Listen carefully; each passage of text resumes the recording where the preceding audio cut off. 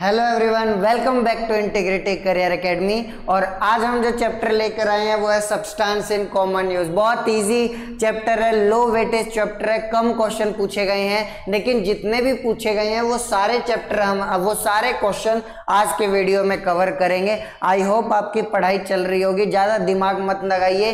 Playlist में काफ़ी सारे चैप्टर हैं, उनके वीडियो देखिए, यूट्यूब चैनल पे ऑलरेडी प्लेलिस्ट में है, उन्हीं को PYQ उसको बार बार सॉल्व करिए, ज्यादा करने की जरूरत नहीं है।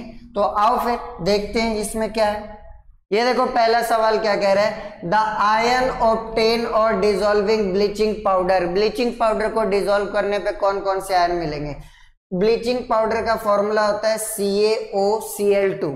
अगर मैं इसका स्ट्रक्चर बनाऊं तो CaCl CaOCl, तो साफ साफ देख के पता चल रहा है, एक Cl माइनस मिलेगा, एक OCl माइनस मिलेगा और Cl+2। तो Ca+2 Cl माइनस और OCl minus, option number 1 is the correct option. समझ आ रहा है, स्ट्रक्चर से क्लियर हो रही है बात। नेक्स्ट सवाल देखो, C12 C13 C14 belong to each other. अब देखो तीनों कार्बन है तो तीनों का एटॉमिक नंबर तो सेम है, लेकिन तीनों का मास नंबर अलग है, और जिनका atomic number same mass number अलग उन्हें आइसोटोप्स कहा जाता है। क्या मेरी बात समझ आ रही है, आइसोटोप कहा जाता है। नेक्स्ट देखो, the particles having least penetrating power. Least penetrating power का मतलब कौन, पेनिट्रेशन पावर का मतलब आर पार निकल जाना, लीस्ट मतलब सबसे कम। तो तुम खुद सोचो ना, सबसे कम पावर किसकी होगी सर, जो ज्यादा भारी होगा, क्योंकि ज्यादा भारी चीज वो आर पार नहीं जा सकती। अब बीटा पार्टिकल का मास इलेक्ट्रॉन जितना होता है, just like mass of electron, ये मासलेस होता है और इसका मास 4 AMU होता है। तो सबसे ज्यादा तो अल्फा पार्टिकल का ही मास है ना, तो सबसे कम पेनिट्रेशन किसका होगा, इसी का, तो अल्फा पार्टिकल इसका आंसर हो गया। क्या मेरी बात समझ पा रहे हो। आओ इस सवाल को देखो, कैलामाइन क्या है। तो आप सब जानते हो कैलामाइन हम जिंक कार्बोनेट को कहते हैं। लर्न कर लेना, ZnCO3 को कैलामाइन कहते हैं। जो जब चींटी या मधुमक्खी काट लेती है तो हम ये वाला सॉल्यूशन भी लगा सकते हैं। आगे देखो, ये क्या क्वेश्चन है, 1 मिनट देखें इस क्वेश्चन को एक बार। पहले ये वाला देख लो, which of the following statement are correct. When NaHCO3 mixed in acidic solution CO2 is produce. सही बात है, कार्बोनेट हो चाहे बाइकार्बोनेट हो, एसिड के साथ वो CO2 गैस देता है। दूसरा, NaOH is produced by aqueous NaCl solution. बिल्कुल सही बात है, इसी को तो क्लोर अल्कली प्रोसेस कहते हैं, जिसमें NaCl प्लस वाटर की इलेक्ट्रोलिसिस होती है, तो NaOH plus H2 gas plus Cl2 gas बनता है। तो बन तो रहे NaOH, सही कह रहा है दूसरा भी।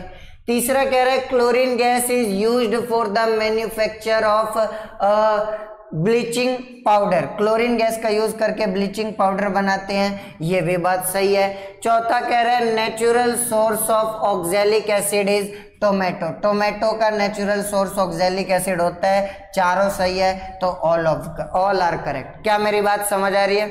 चलिए एक और क्वेश्चन है जो आपको अभी क्लियर नहीं हो रहा होगा, मैं क्लियर करता हूं आपके सामने।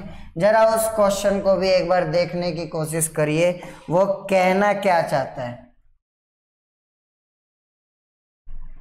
यस, जरा इस क्वेश्चन को एक बार देखेंगे, दिख रहा है क्या सभी को। 1 मिनट, ये गलती से आ गया है, इसको छोड़िए, इस पे ध्यान मत देना आप सभी, आप बस ये ऑप्शन पे ध्यान दो।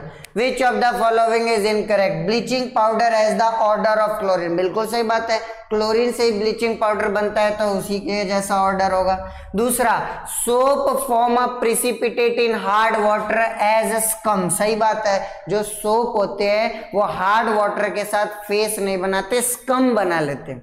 Krypton 87 is used in high intensity discharge. ये गलत है, ये मैंने अपने क्रैश कोर्स में पढ़ाया भी है। क्रिप्टॉन 85 यूज होता है हाई इंटेंसिटी डिस्चार्ज ट्यूब में, 87 नहीं यूज होता।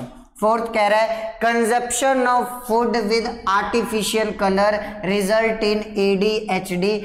ADHD की फुल फॉर्म है attentive deficient hyper activity disorder. ये उसी 9th की किताब में आपको मिलेगा। तो सही बात है, फूड कलर से ऐसा होता है, तो इसका मतलब ये भी सही है। हमसे गलत पूछा था, गलत एक क्रिप्टॉन वाला है, तो ये क्रिप्टॉन 87 आंसर हो गया। ठीक है, नेक्स्ट क्वेश्चन देखिए। आइए, विच of the following is limestone. पूरी दुनिया जानती है कैल्शियम कार्बोनेट को लाइमस्टोन कहते हैं। Next, the substance not responsible for hardness of water. तो ये कह रहा है हार्डनेस ऑफ वाटर के लिए कौन सा सब्सटेंस रिस्पॉन्सिबल नहीं है।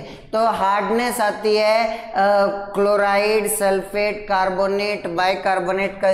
तो इसमें क्या होगा, कैल्शियम और मैग्नीशियम के कार्बोनेट, बाइकार्बोनेट, क्लोराइड, सल्फेट, इनकी वजह से हार्डनेस आती है। नाइट्रेट की वजह से थोड़ी हार्डनेस आती है, इसीलिए ऑप्शन नंबर 1 आ जाएगा।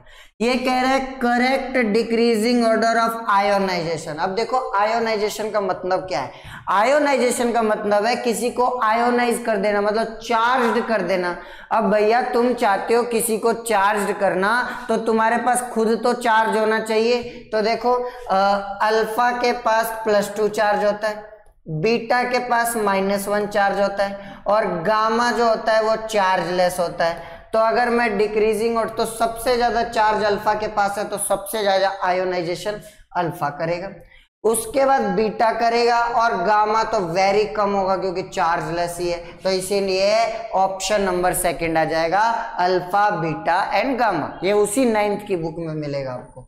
तो चलिए, थैंक यू सो मच। छोटा सा चैप्टर था, मैंने इसके भी डिस्कस कर लिए। ऐसे और मिलते रहेंगे, पढ़ते रहिए, आगे बढ़ते रहिए। Thank you so much.